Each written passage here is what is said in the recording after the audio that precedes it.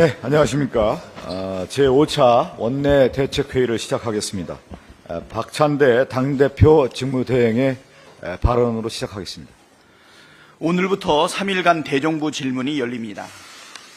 대정부 질문은 정치, 외교, 안보 분야를 시작으로 경제, 교육, 사회 분야까지 4월 동안 이어질 예정입니다.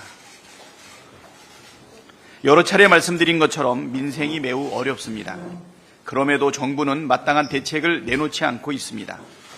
벼랑 끝에 선 민생을 살릴 대책은 있는지 따져 묻겠습니다.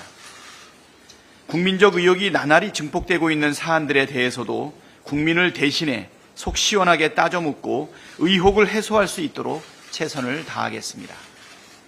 개혁법안 처리도 미룰 수 없습니다. 오는 19일이 순직해병대원의 1주기입니다. 1주기 이전에 해병대원 특검법을 통과시키겠다는 국민과의 약속을 반드시 지키겠습니다. 사건의 진실은 이미 만천하에 드러나고 있습니다.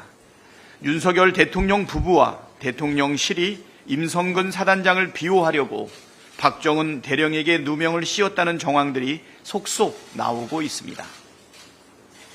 대통령실 관계자들을 비롯해 관련자들이 모르쇠로 일관하고 있지만 잡아떼면 잡아뗄수록 특검의 필요성만 커지고 있습니다.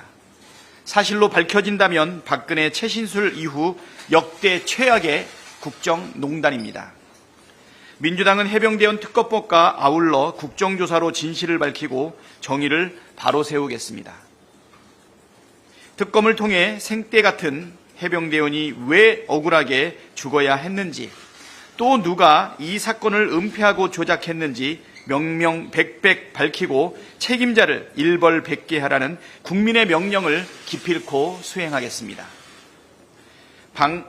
방송 탄압, 정부의 방송 탄압도 묵과할 수 없습니다.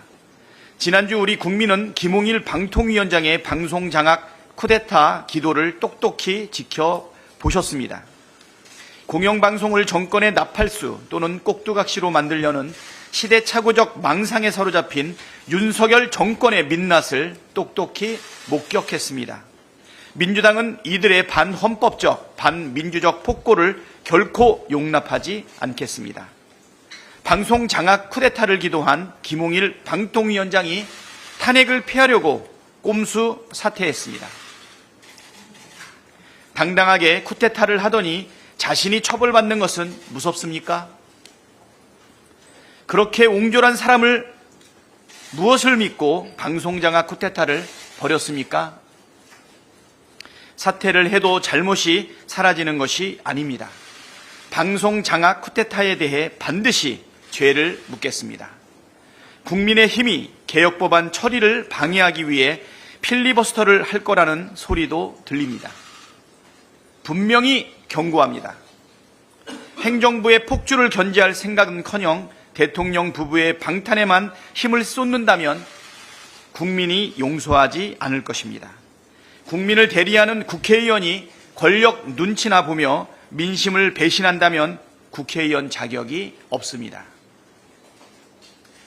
윤석열 대통령 탄핵 촉구 국회 청원에 90만 명에 달하는 국민께서 참여하셨습니다. 기록적인 속도입니다. 빠르면 오늘, 늦어도 내일 100만 명을 돌파할 것으로 보입니다. 윤석열 대통령이 12구 이태원 참사가 조작됐을 가능성을 언급한 사실이 알려지면서 국민적 분노에 기름을 끼얹었습니다.